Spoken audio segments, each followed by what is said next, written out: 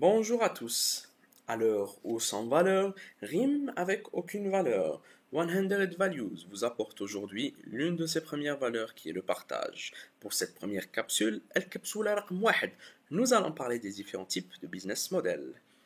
L'entreprise d'aujourd'hui est challengée par le fait de fournir la meilleure offre pour ses clients, mais aussi d'assurer sa pérennité, bien plus faire face à la concurrence.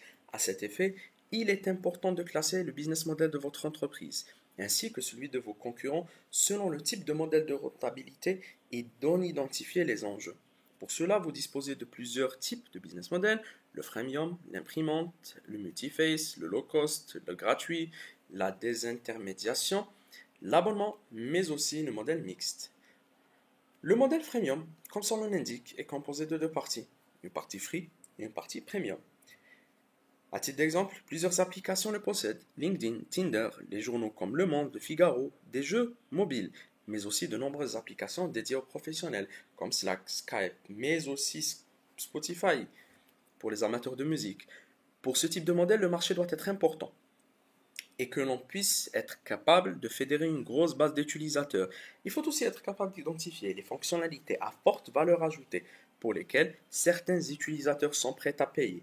Ainsi, avoir un coût marginal d'utilisation faible, c'est-à-dire qu'un utilisateur supplémentaire ne coûte pas cher à l'entreprise. Le modèle de l'imprimante, pour sa part, permet d'offrir un objet à moindre coût tout en essayant de générer des revenus en masse par d'autres intermédiaires.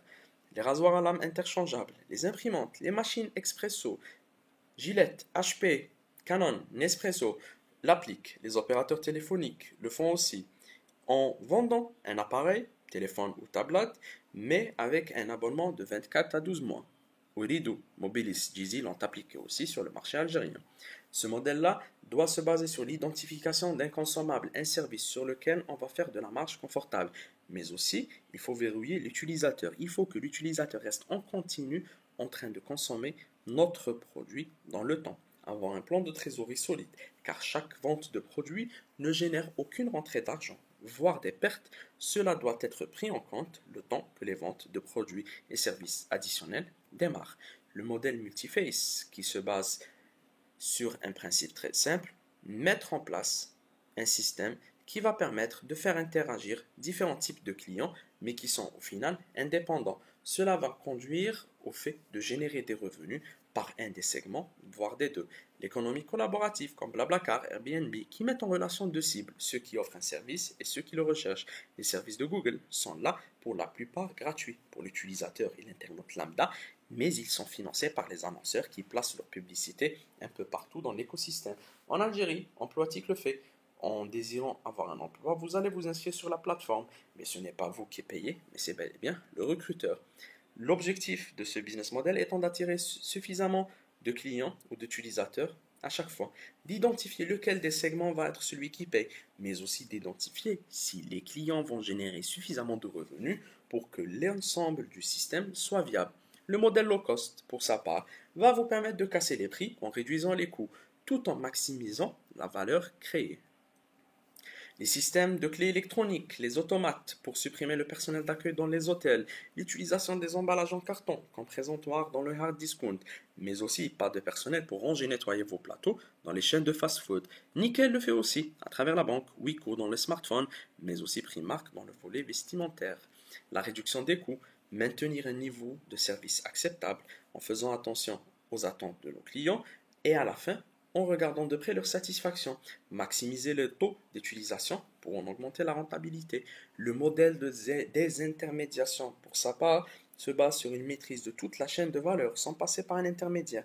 Et à la fin, cela va nous permettre de gagner en marge. Les compagnies aériennes, depuis l'arrivée d'Internet, ne passent plus par les agences de voyage.